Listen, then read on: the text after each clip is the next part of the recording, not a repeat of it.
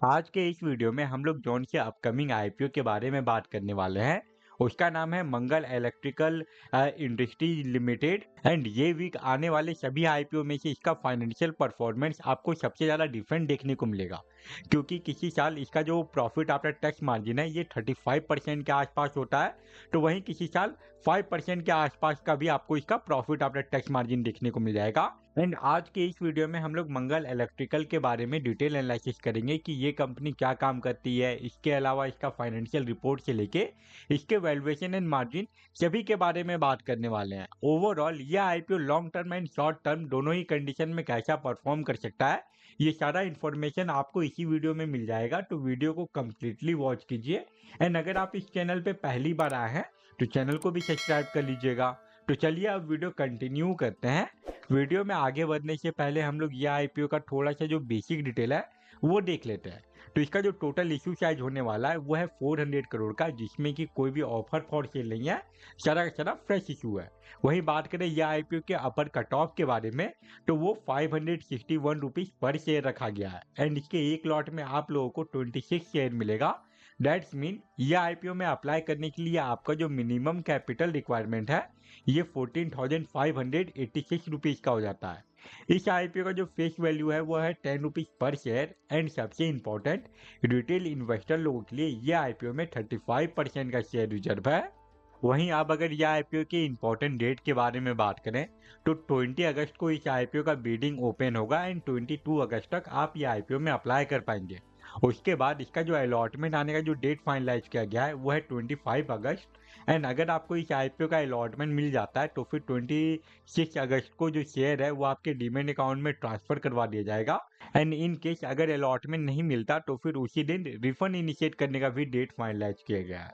उसके बाद इसका जो स्टॉक मार्केट में लिस्टिंग डेट है वो है 28 अगस्त। ये तो हो गया मंगल इलेक्ट्रिकल का आईपीओ डिटेल। अब हम लोग ये कंपनी के बारे में बात कर लेते हैं कि एग्जैक्टली ये कंपनी क्या काम करती है। मंगल इलेक्ट्रिक इंडस्ट्रीज लिमिटेड 2008 में इनकॉर्पोरेट हुई थी, मतलब कि ये कंपनी को काम करते हुए लगभग 17 ईयर का टाइम हो चुका है। एंड अगर ये कंपनी के वर्किंग के बारे में बात करें तो ये कंपनी ट्रांसफार्मर मैन्युफैक्चर करने का काम करती है, जिसका कि यूज आप लोगों को इलेक्ट्रिसिटी के ट्रांसमिशन एंड डिस्ट्रीब्यूशन में देखने को मिल जाएगा। ये कंपनी अपने प्रोडक्ट को अलग अलग सेगमेंट में बांट के रखी है, 3 अलग अलग सेगमेंट में बांट के रखी है, जिसका कि आपको यहाँ पे डिटेल देखने को मिलेगा।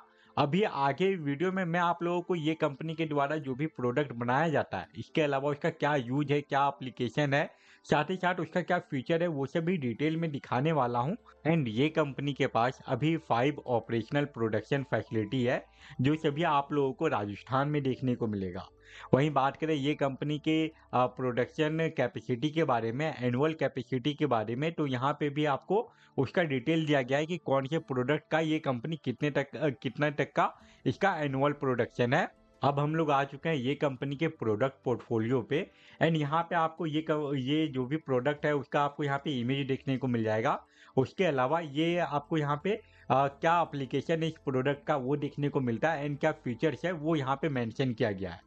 इसके अलावा प्रोडक्ट का जो डिस्क्रिप्शन है वो आपको ये वाले सेगमेंट में देखने को मिलेगा, बीच वाले कॉलम में देखने को मिलेगा। अब मैं यहाँ पे एक एक करके स्क्रॉल डाउन करते जाऊंगा एंड जो भी प्रोडक्ट का यहाँ पे लिस्ट है, जो भी प्रोडक्ट का यहाँ पे डिटेल है, आप वो चाहे तो पॉज करके पढ़ भी सकते हैं। तो ओवरऑल ये कंपनी ट्रांसफार्मर में यूज होने वाला जो अलग अलग कंपोनेंट होता है उसको मैन्युफैक्चर करने का काम करती है।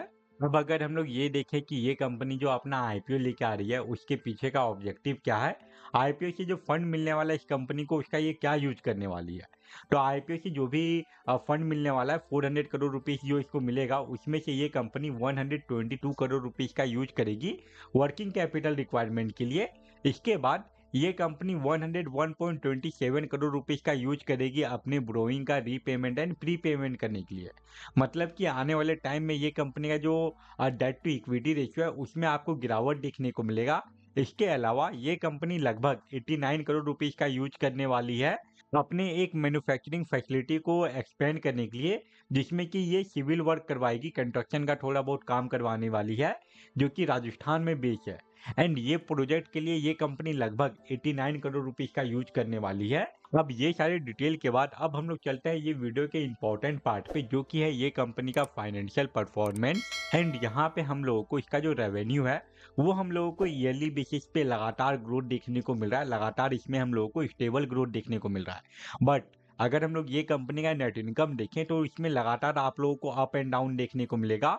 2022 में ये कंपनी का जो नेट इनकम था ये लगभग 92 करोड़ का था, जो कि 2023 में गिर के 25 करोड़ से भी नीचे आ जाता है। उसके बाद 2024 में इसका जो नेट इनकम है वो गिर के लगभग 21 करोड़ पे पहुंच जाता है। उसके बाद वापस से हम लोगों को 2025 में इसका जो नेट इनकम है इसमें वापस से एक बड़ा ग्रोथ देखने को मिला है। एंड अभी का जो इसका नेट इनकम है ये 47 करोड़ से भी ऊपर पहुंच चुका है। ये कंपनी के नेट इनकम में लगातार हम लोगों को जो अप एंड डाउन देखने को मिल रहा है उसके पीछे का वजह है इसका प्रॉफिट आफ्टर टैक्स मार्जिन। 2022 में इसका जो प्रॉफिट आफ्टर टैक्स मार्जिन था ये 35% से भी ऊपर का था, जो कि 2023 एंड 2024 में गिर के 5% से भी कम का रह गया। इसके बाद 2025 में वापस से हम लोगों को ये कंपनी के प्रॉफिट आफ्टर टैक्स मार्जिन में इंक्रीमेंट देखने को मिला है। दैट्स वाई इसका जो नेट इनकम है उसमें भी हम लोगों को एक बड़ा ग्रोथ देखने को मिला है। ओवरऑल ये कंपनी के रेवेन्यू में तो हम लोगों को स्टेबल ग्रोथ देखने को मिल रहा है, बट इसका जो नेट इनकम है वो किसी भी साल इंक्रीज हो जाता है एंड किसी भी साल हम लोगों को इसके नेट इनकम में गिरावट देखने को मिल रहा है, जो कि इन्वेस्टर को थोड़ा बहुत कंफ्यूज कर सकता है कि पता नहीं कौन से साल इसके रेवेन्यू एंड नेट इनकम में हम लोगों को अच्छा ग्रोथ देखने को मिले एंड अगले साल ही इसका जो नेट इनकम है वो आप लोगों को पिछले साल के मुकाबले लगभग आधा देखने को मिल जाए। एंड जैसा ये कंपनी का फाइनेंशियल परफॉर्मेंस है उसका इम्पैक्ट हम लोगों को इसके वैल्यूएशन एंड मार्जिन में भी देखने को मिल रहा है। अगर बात करें ये कंपनी के ईपीएस के बारे में तो आईपीओ आने के बाद इसका जो ईपीएस है वो 17.12 का रहेगा एंड जो इसका पी रेशियो होने वाला है वो 31 से लेके 33 के बीच का रहने वाला है।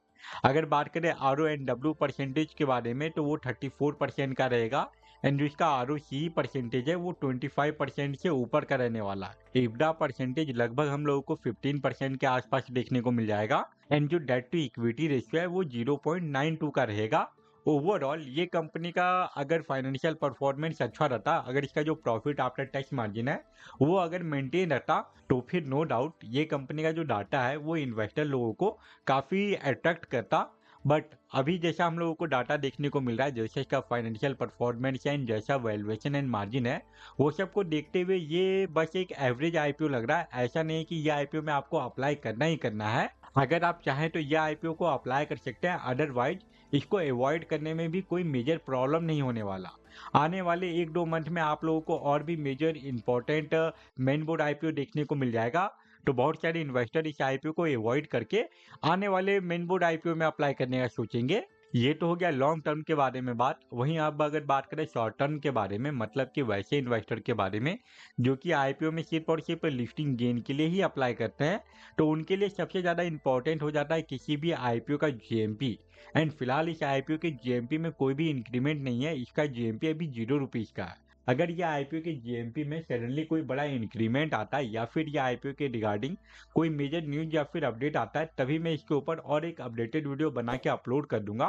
तो वो सारे वीडियो को देखने के लिए आप चैनल को भी सब्सक्राइब कर लीजिए। इसके अलावा अगर आपको किसी और आईपीओ के बारे में जानकारी चाहिए जो कि अभी लाइव है या फिर जो अपकमिंग आईपीओ है, तो सभी आईपीओ के ऊपर चैनल पे ऑलरेडी एक डिटेल वीडियो होगा, अपलोडेड होगा। आप अगर चाहें तो उसको भी चेकआउट कर सकते हैं। फिलहाल इस वीडियो को हम लोग यहीं पे एंड करते हैं। Thank you for watching this video.